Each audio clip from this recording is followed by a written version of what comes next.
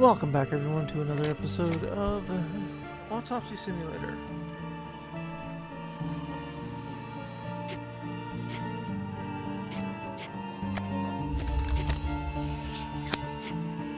Going on to night 3, episode 3, whatever, chapter 2, I guess. Yeah, that makes sense. I did the prologue. Who the fuck did this? I don't have anything valuable. Oh god. Oh god.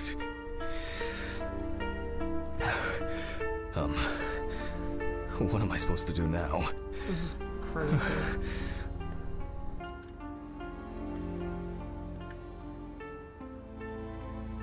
Absolutely brutal.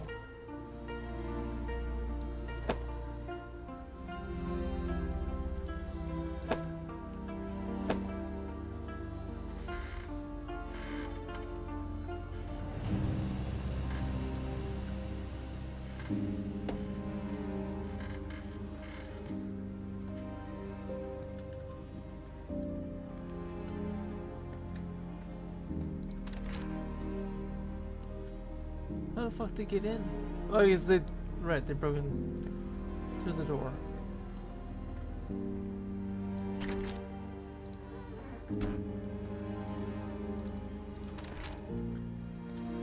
Fuck!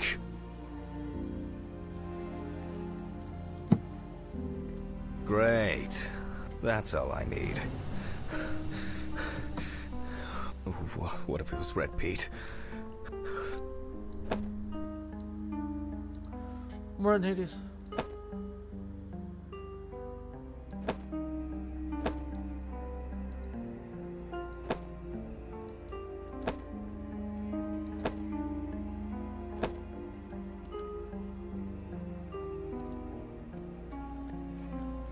Where? I need my pills.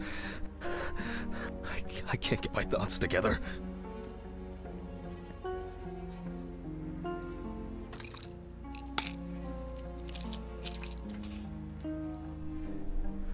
Okay. I'm gonna have to report this to the police. Christ. Why did the neighbors not report anything? I'm calling Stephen.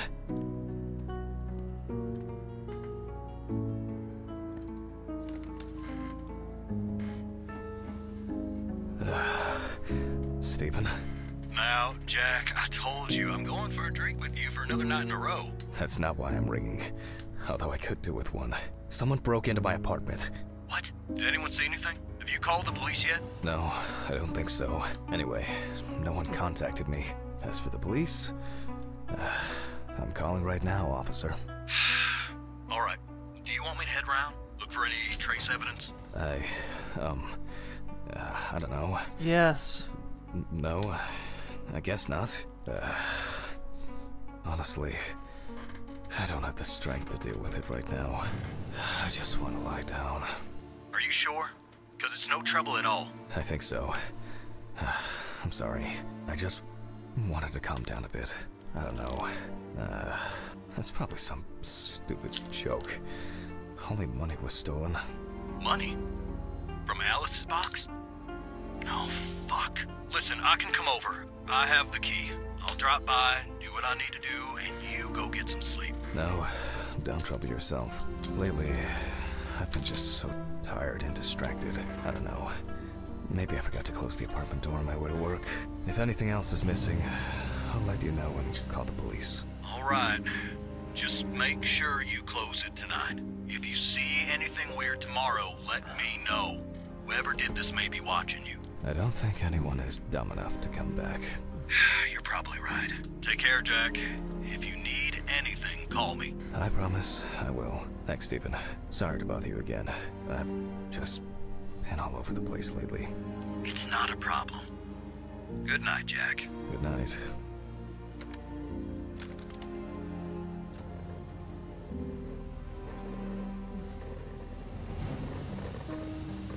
The fuck? What? I guess I should clean this shit up. Where to start? Shit. The glass in the... Jack, why? tired.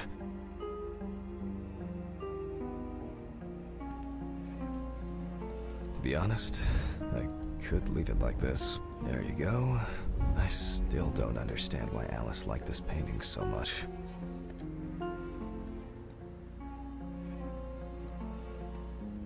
Maybe I could barricade the door with this. I should pack this thing away. I have no interest in DIY at the moment. Now I'm sure I won't get caught up in these papers. Alice's family should really have some of these. That's enough for now. Ah, jeez, I'm exhausted. I'll get the rest in the morning.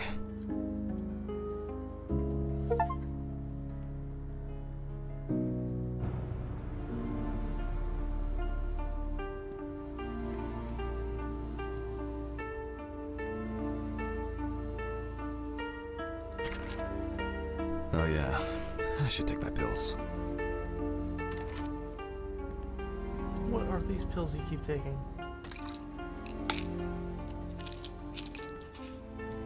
I feel like it takes me forever to finish these things. That's enough. It will never look clean. I need to quickly change and finish getting ready.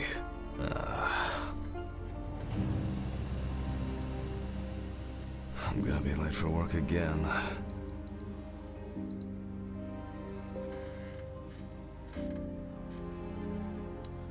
Got my keys, got my files. Check. Time to go.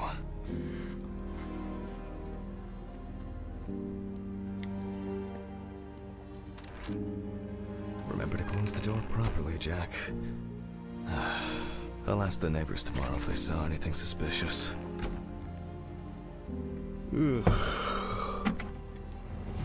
wonder if Ridley fixed the coffee machine.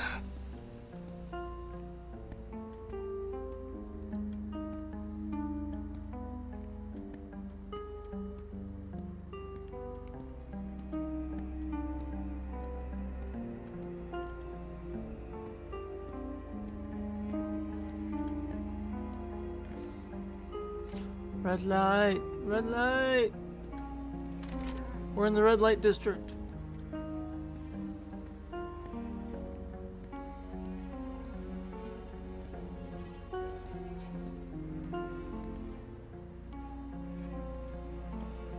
Maybe a bit optimistic. I'd better grab a coffee on the way.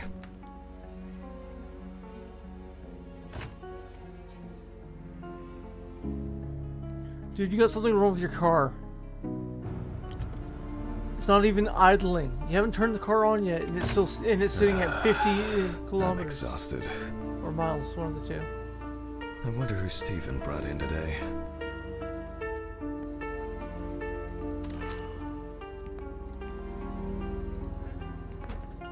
Good morning, Mr. Ridley. No, he's not here yet? No, I'll do without him. I hope he... Oh, come on.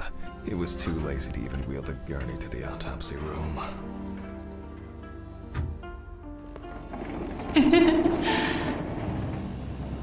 That's not creepy.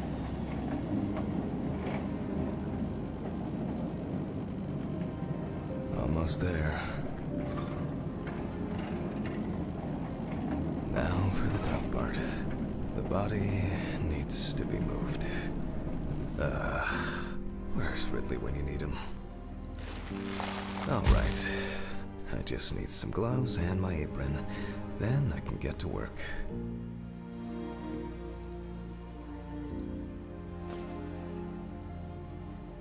I'm going to need my tape recorder for this.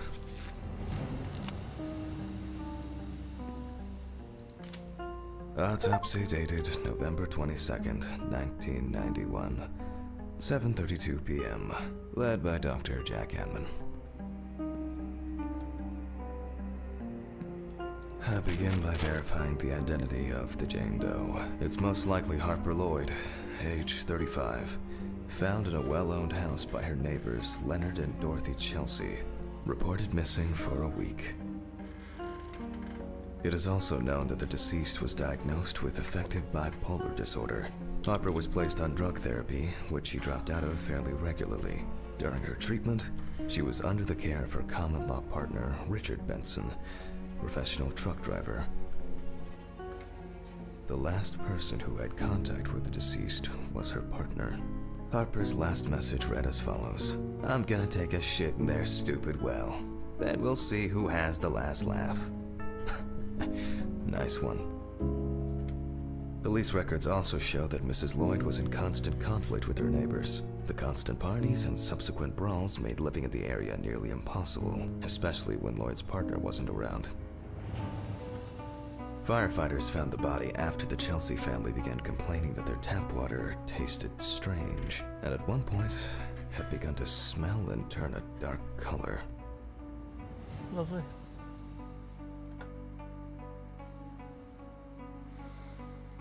I proceed to open the bag. The most important task in forensic identification of a drowned person is to distinguish whether the death occurred before or after entering the water.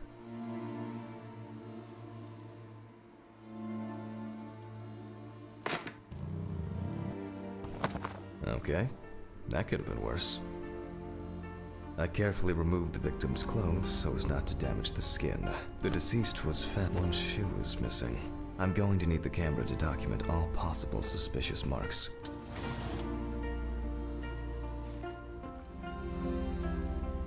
Definitely the first thing that stands out is the very advanced post-mortem gigantism.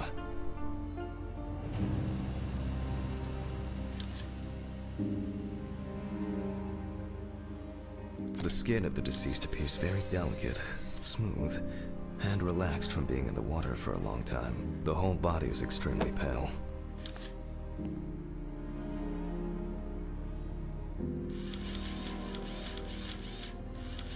Post-mortem markings are seen on the underside of the body, that is, on the back, thighs, and calves of the deceased.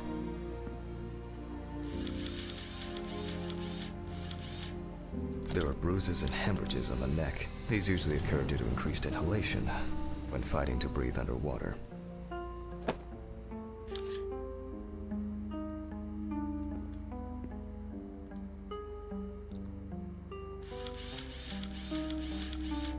It's likely that the deceased was lying on her back when she was fished out.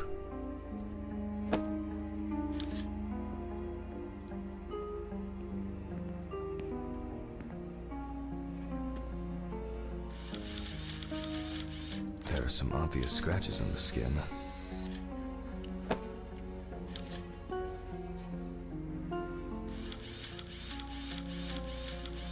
The skin on the hands can be easily separated from the body. The separation takes the form of a glove.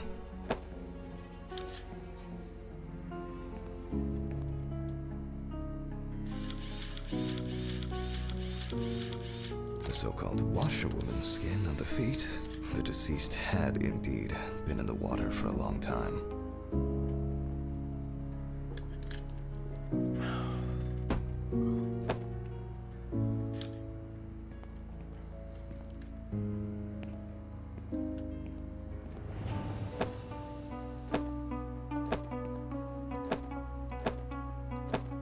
So, after the preliminary exam, it's time to take a closer look at this. Today's date, the deceased was clothed. Rigor mortis does not need to be checked. Based on the state of decay, you can be sure it has subsided.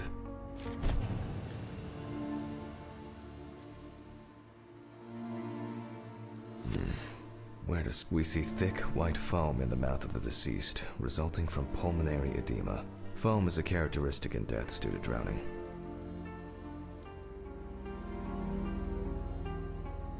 The spots have a purplish blue-red hue, which is a typical sign of the death of the organism. Yep, pretty typical.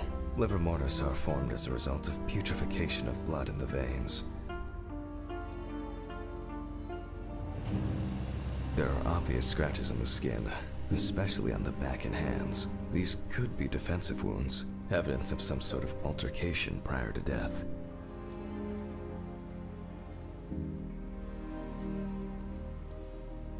No obvious signs of struggle. The skin on the hands would have easily peeled away from the flesh. Some of the fingers have already lost their nails. Due to the fact that the deceased was wearing shoes all the time, her feet are in better condition than her hands. Nevertheless, we can still notice a clear, wavy skin and the so-called washerwoman's skin texture.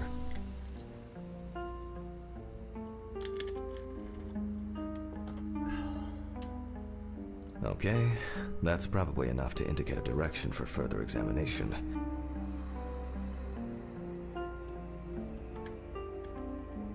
I'd better note that down in the records. Marks found on the neck and foaming at the mouth are typical signs of drowning people.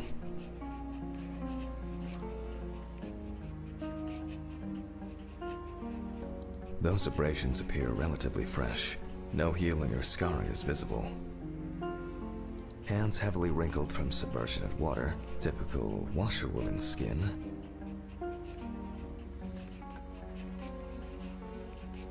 There doesn't seem to be anything unusual about this livor mortis.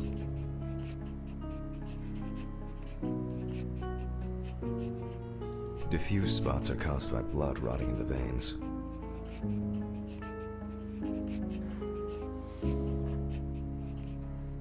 Considering the deceased's penchant for drinking alcohol, it could have been a mere accident.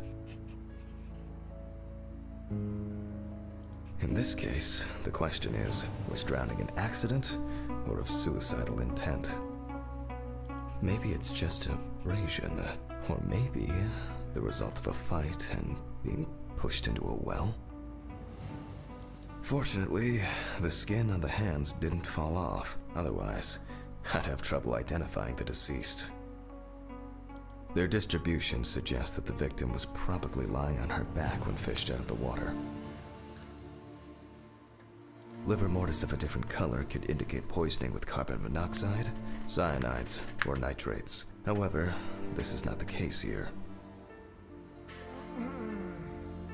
A simple trip, loss of balance, and as a result, you end up in a deep hole with no way out. That's all for now.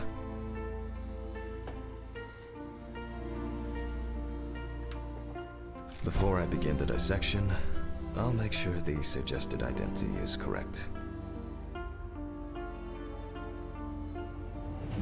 The suitcase with the fingerprint equipment should be around here somewhere.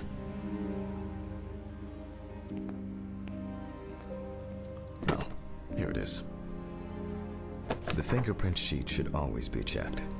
Slipping fingers, too much or too little ink, or inaccurate hand position can make fingerprints illegible.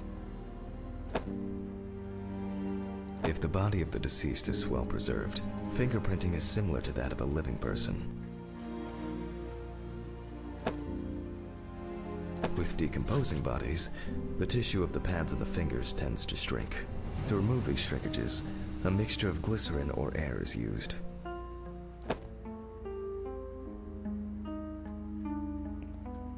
I'm going to conduct a dactyloscopic examination.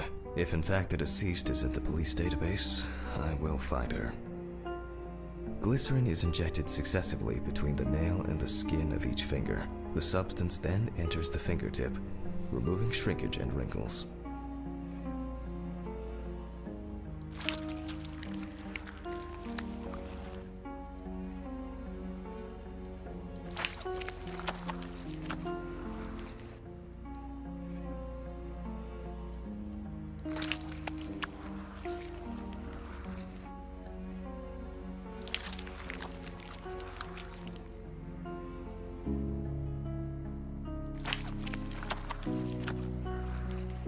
Now I take a brush. Only when the skin is taut and elastic can you use ink.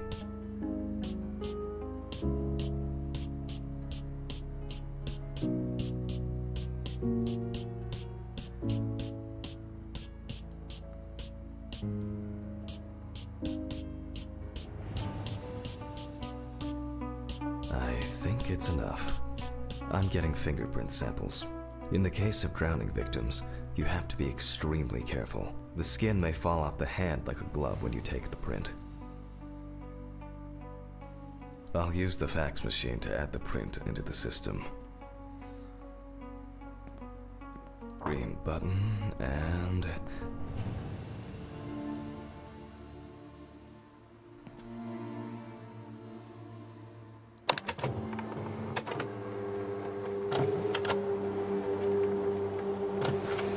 Once the data uploads, I'll run the prints against the police database on the computer.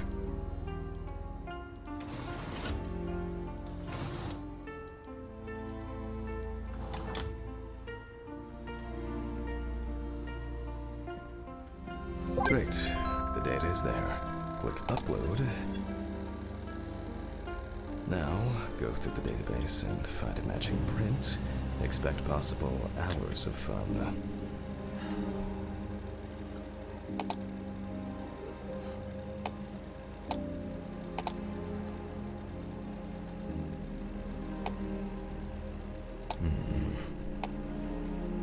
One more. Okay. Let's check for matches. This is not our Jane Doe. I wish there was an easier way to do this.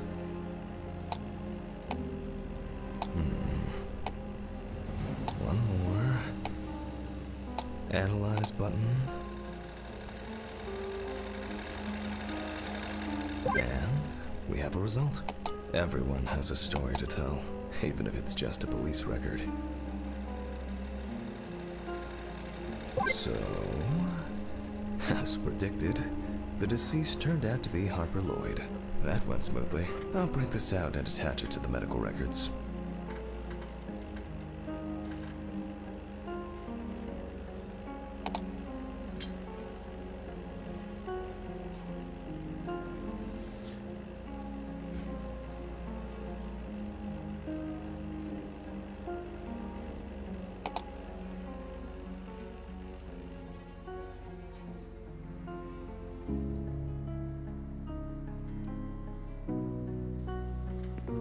Great. Now I can go back to my inspection.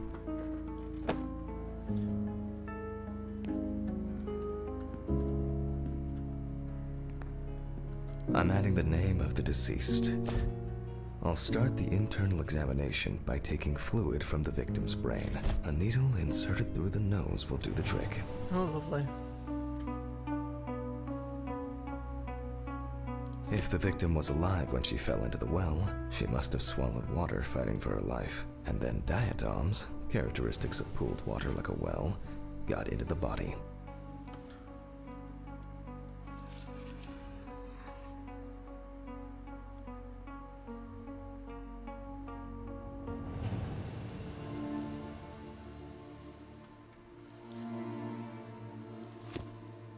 In the meantime, I'll check the sample under the microscope. I'm sure that these algae traces will be found in the samples taken from the well where police found the body.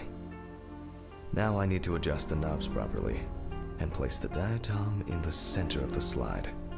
Oh, I'm fine. The aperture still needs adjustment. The image is too dark. Oh, I'm fine. Nah, too much light. I won't be able to see the diatom's transparent walls. Oh, I'm finally starting to see something here.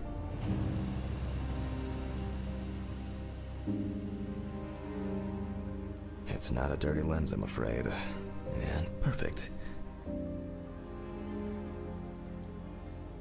I won't even notice an army of diatoms from... Great.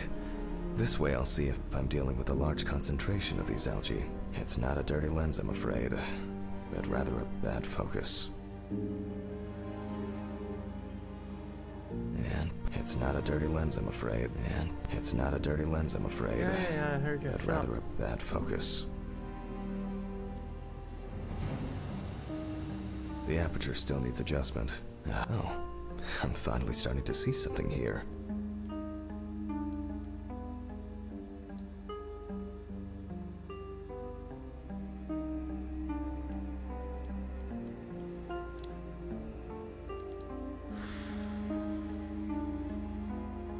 The aperture still needs adjustment. The image is too dark. Oh, I'm finally starting to see something here.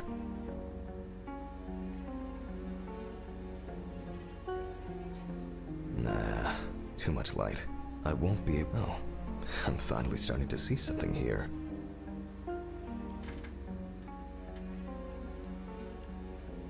And perfect. If you say so.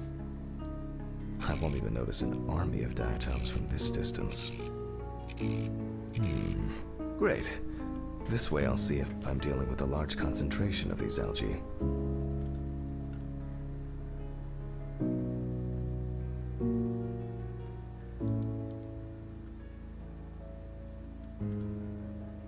No idea what I'm looking for.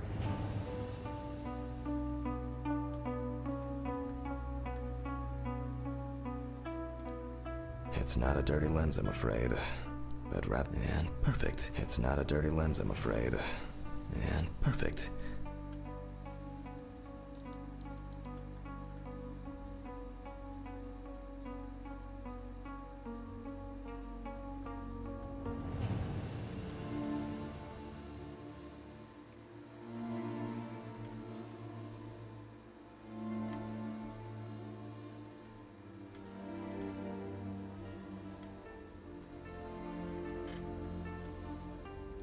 It's not a dirty lens, I'm afraid, but rather a bad focus. What are you talking about, bad focus? It's not a dirty lens. And perfect. You better get your eyes checked, dude. Can't see shit. It's not a dirty lens, I'm afraid, but rather a bad focus.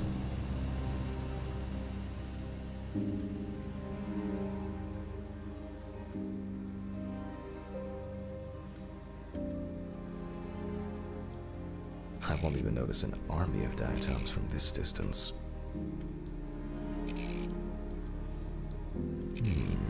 Great.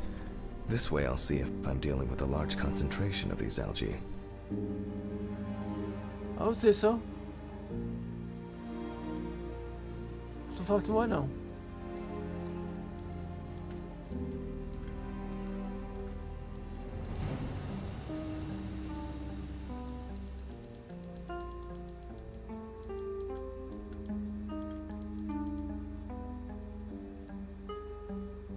Perfect.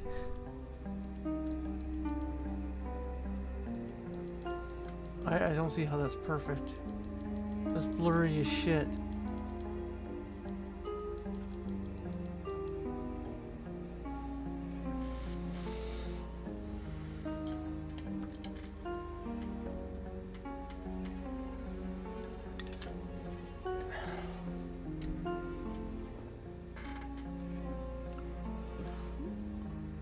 As expected, we find the aforementioned algae in the solution.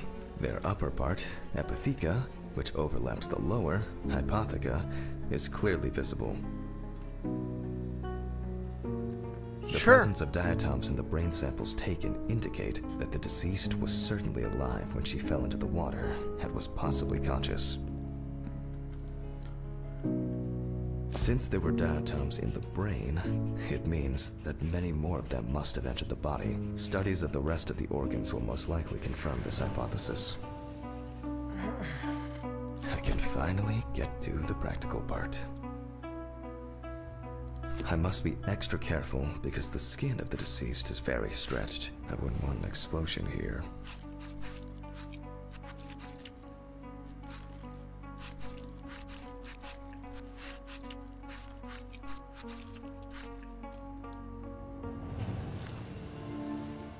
You can immediately see a very large swelling of the organs. In addition, all internal organs are very congested.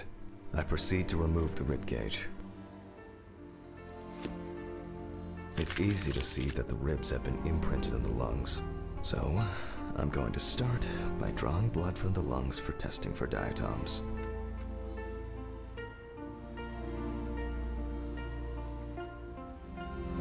If diatoms were only present in the lungs, this would mean that the victim was placed in the well after death, and the perpetrator wanted to get rid of the corpse in this way.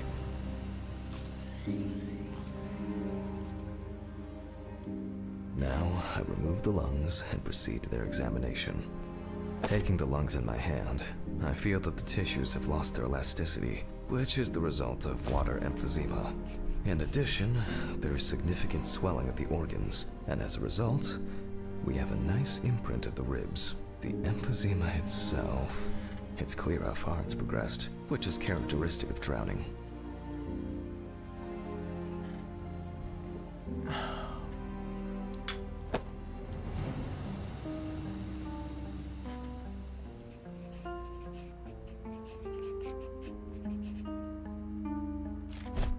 Corpses found in water are worth examining with a tomograph. However, I can't count on such luxuries, so I must reach for a more archaic technology: a bucket and water.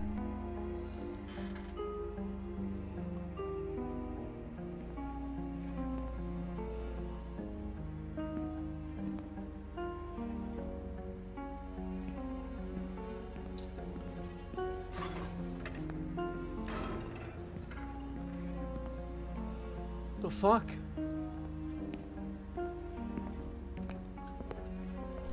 Ooh, I hope no one dipped a mop in it. It's best to go to the lab for this.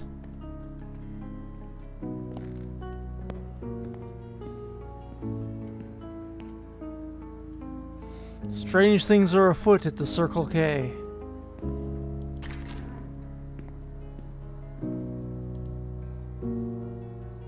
They definitely pay me too little for this.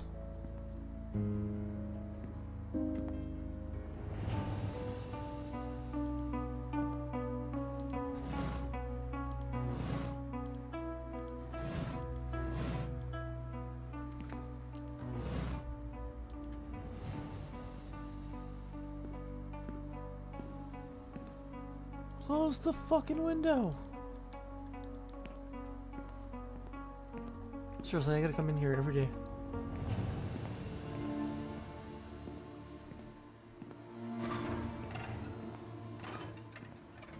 Oh, Jesus. Yeah, it is.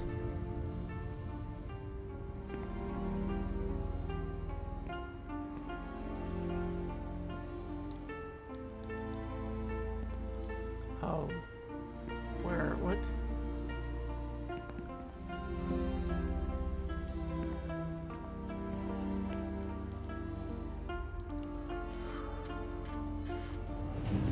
How does one perform a drone test?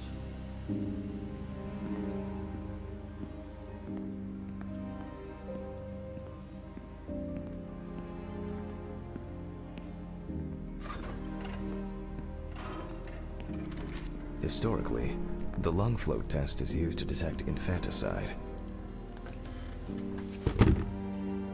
The water should be at room temperature.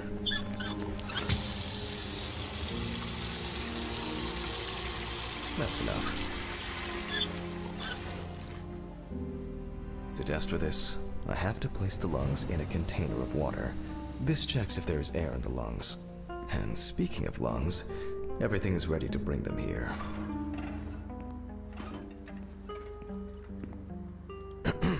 Of course, such a study isn't without flaws. Air may have entered a newborn's airways during resuscitation attempts. Gases released during decomposition could also give a false result.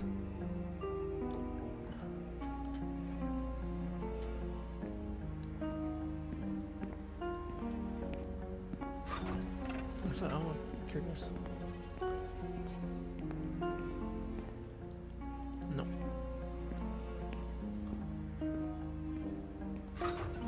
In this case, however, it's about something else, namely, the amount of fluid in the lungs. To test for this, I have to place the lungs in a container of water and wait to see if they fall or if they will float on the surface.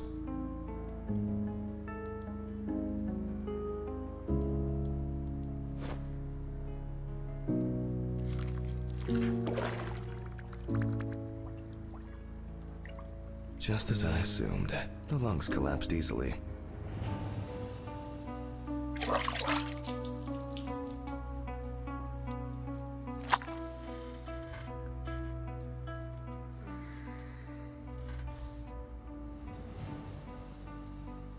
fluid could have entered the lungs during panic attempts to catch breath underwater, but it could also be the result of bacterial infections or cancer, so further investigation is needed. Don't get up. I move on to dissecting the lungs of the deceased. You can hear the distinct, very unpleasant crackling of the tissues being cut through.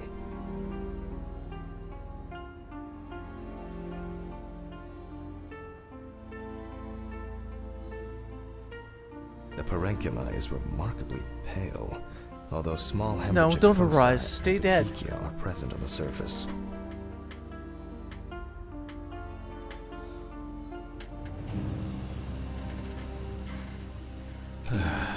All right. Now, I will check the collected fluid under a microscope. If we find 20 diatoms on the slide, it can be considered drowning, and our result is not false positive due to possible contaminations. Let's see. Although I expect we'll find them easily. The apertures. No. I'm finally starting. I won't even notice an army of diatoms. Great. This way I'll see if I'm dealing with a large concentration. It's not a. And perfect. You and I have a very different definition of perfect, my friend.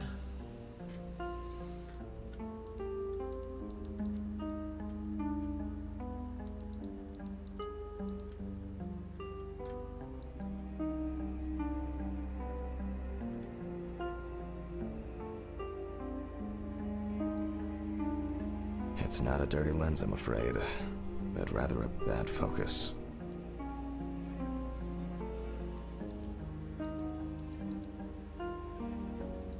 And perfect.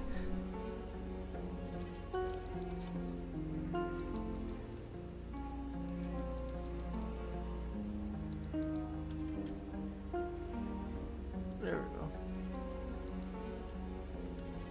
Ah, as expected. In solution, the diatoms are clearly visible. There are smaller and larger clusters of them. There will definitely be more than 20 of them. I'll make a note of all this. So far, this case looks pretty standard. It's clear from the beginning that it's drowning. Well, the procedure requires me to check everything anyway.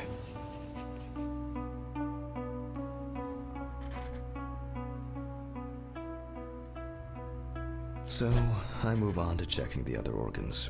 I ligate the heart, and then remove it for inspection. Strongly developed putrefactic hemolysis of the organ can be seen at first glance. Apart from that, no signs of a heart attack or other heart disease.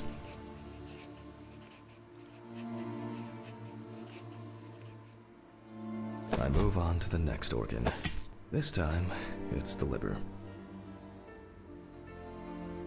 It's immediately apparent that the deceased didn't care for herself. Like most organs, her liver is enlarged and severely congested. The beginnings of cirrhosis are visible in some areas. I transfer the organ to a board and proceed to dissect.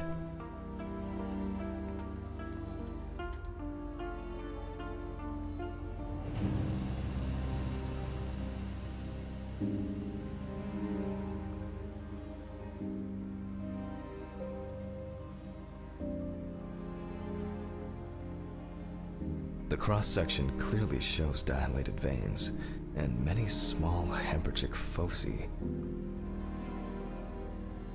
I must admit that this is quite a feat, considering the rather young age of the deceased. Harper enjoyed drinking so much that she might not have lasted a few more years.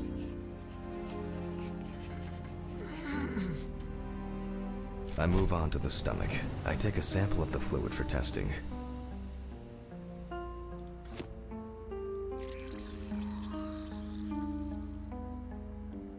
It looks very turbid. I'll see what happens after spinning, but that's in a moment. Now, I carefully ligate the organ, then cut it off. It's enlarged, probably full of putrid gases.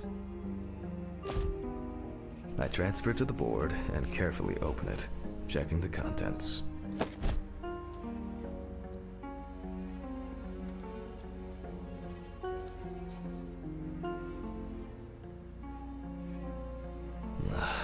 one thing you'd never get used to is how much this desk smells.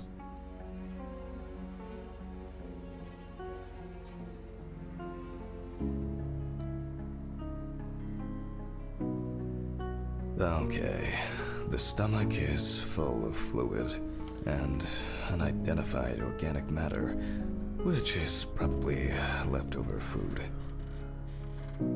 So let's check the diatoms. Again, but in a centrifuge for a change.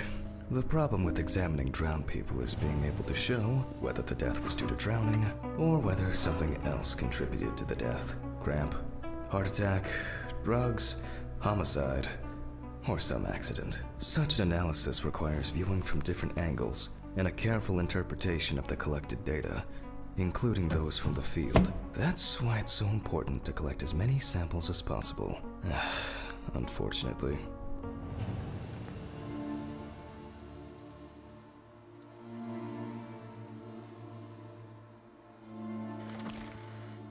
Stephen didn't clean up after himself again. Awful. It would be good to finally repair the coffee machine.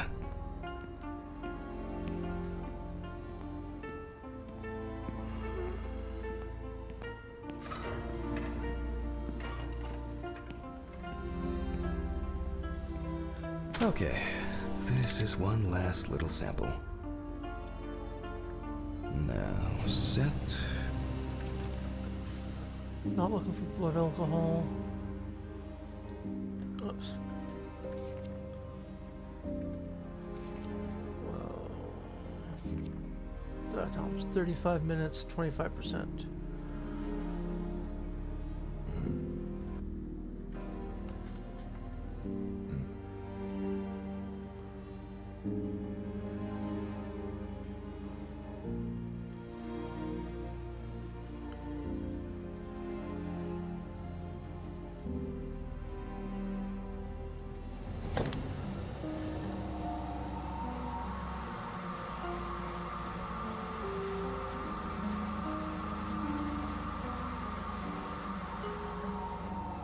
Yay for small miracles.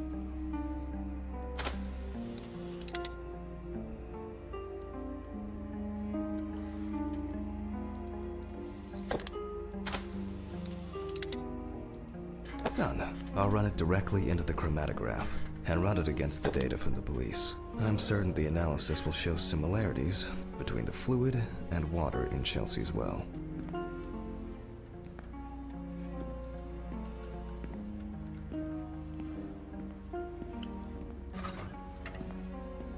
Pretty sure it said 3%.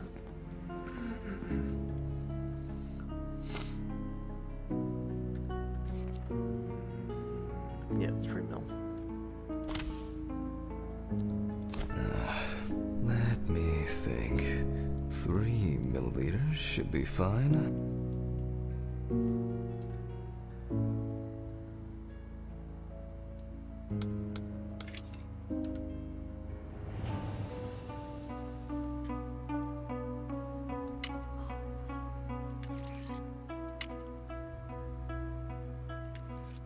Okay, now it's the chromatograph's turn.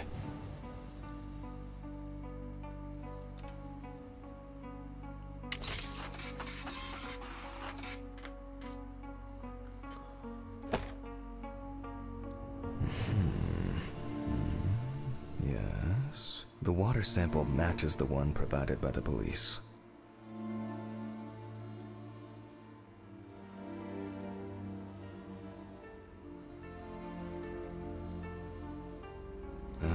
Well, the results are quite clear. I was hoping it would be a more interesting case. Oh, don't worry, I'm sure we'll get some more interesting ones.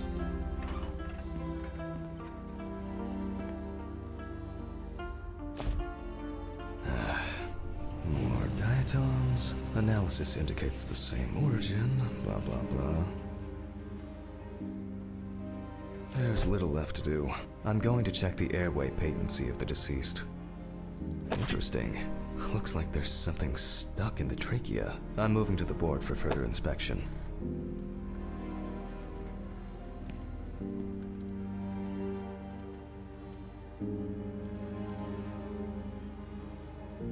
I dissect the trachea and open the organ.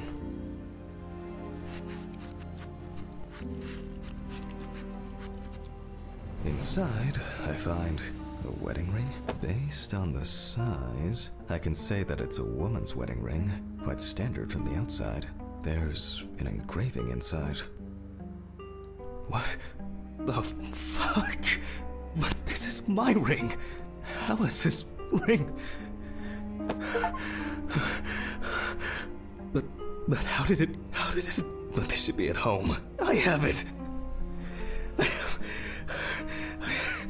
At home. It's, I have to check this out. Where are my meds? Where the fuck are my meds? Where they usually are. Huh? Jesus Christ! Hope this all make it go away. I've already taken my pills. Not looking to overdose.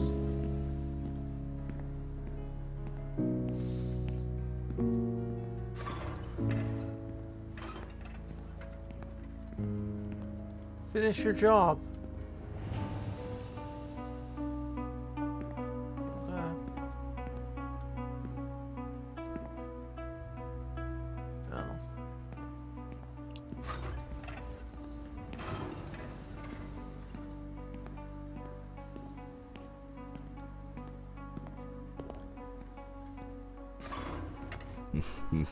Mr. Ridley. Mr. Ridley! What's all the ruckus? I need to go home. Immediately. What? Now? I have to. Have you seen anyone here this morning? Anybody suspicious? Oh, there was no one. Dorothy was, but only for a moment, then she left. What's wrong with you, Hammond? Okay. Thanks. What about the corpse? I'll come back, I promise.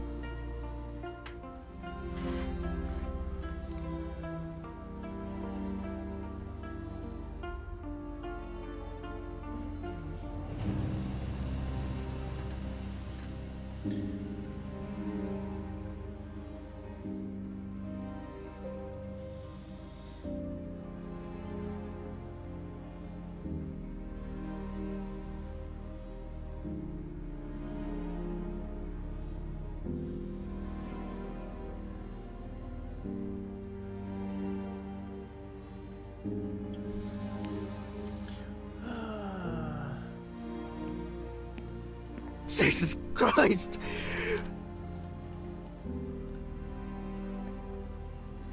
I have to check this out.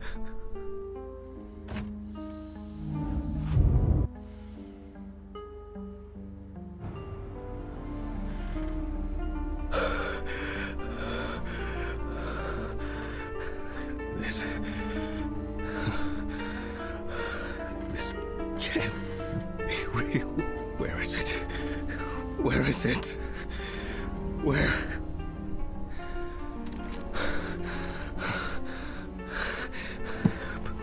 Please, it's not here. It's not. I need to go. This is sick. Fuck.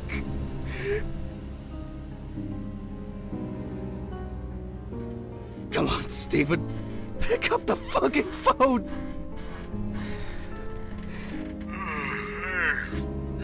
What's up, man?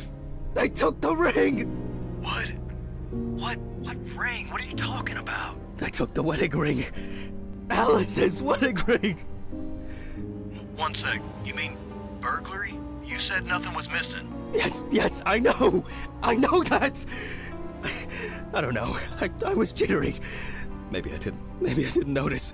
I don't know, but that's not the worst of it. Calm down, Jack. Breathe. What happened? I found it in the trachea of the deceased I was working on. Do you understand? I pulled it out of a dead woman's trachea. What? I don't know what's going on. think Red Pete wants revenge? He's playing with me. Huh? I knew it. I knew it from the beginning this was going to happen. I didn't make it up! Jack, listen to me. Try to calm down. Don't leave the apartment. I'll be with you right away, okay? I'm on my way. What sane person would do something like that? How? And when? When the fuck? Fucking Ridley lets in whoever he likes as usual. What are you saying? Steven? Don't leave me, man. Come on. Fuck. Oh, God, what now? Okay, just calm down. Jesus.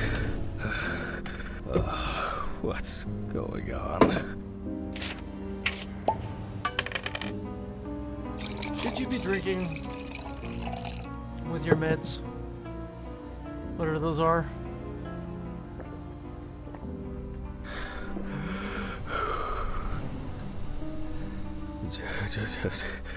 Just one sip more. Yep.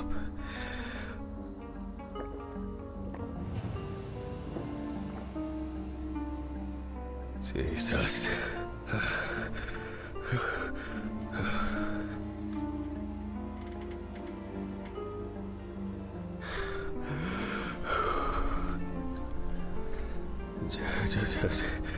Just one sip more. Okay.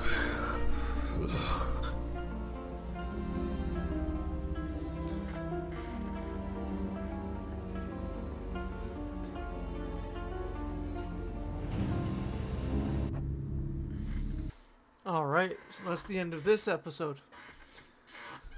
Hopefully you enjoyed seeing Jack freak out. Because apparently he found his wife's wedding ring in this dead woman's throat. That's cool, you know.